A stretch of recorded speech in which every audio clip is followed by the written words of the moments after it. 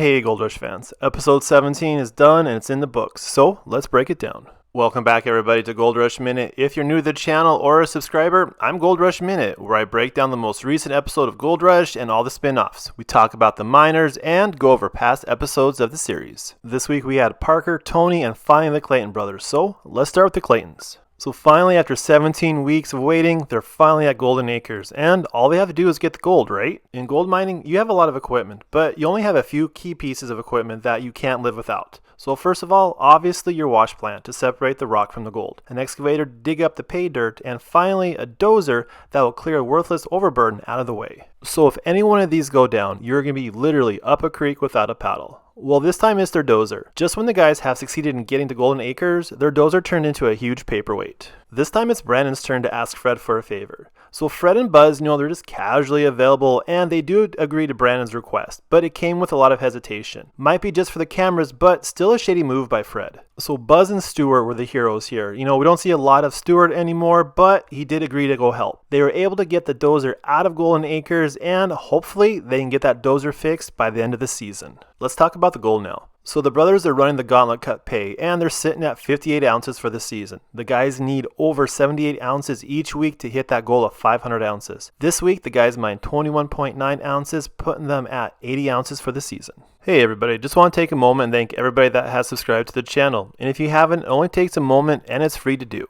Next up is Team Beats. So the cold cut is mined out and small amount of pay remains in the blue cut. Tony has the 80 pup cut drained and is ready to get that white channel gold. Team Beats had a setback this week though. They ended up finding a mammoth tusk. Paleontologists were called in to excavate the site. One thing I want to take note of is how quickly they arrived. It kind of seemed like Rick from Pawn Stars. He called in the expert and they magically appeared moments later. Needless to say, the paleontologists were pretty quick with their job. They were able to dig up the tusk, remove it, so that way Tony could get back to digging up the 80 pup cut. Let's talk about the gold now. So Tony's cleared over 2,500 ounces of gold so far, but he needs to keep that ball rolling. Now that the blue cut is completely done this episode, it's going to be up to the 80 pup cut to deliver the gold. This week, Team Beats mined 323 ounces of gold. Last up is Team Parker. Parker's Alaskan operation was featured this week, and they're still working their way through the old-timers' tailings known as the drift cut. Work is being done on the wolf cut right now, so this is the virgin ground that will hopefully hold over 1,000 ounces of gold for Parker this season. But honestly, what would an episode be with only 2 out of the 3 miners having issues? A settling pond that was left by the dredge from 70 plus years ago sits right next to his wolf cut, and as you could guess, water starts working its way through the ground and it starts making a mess of his new cut real quick.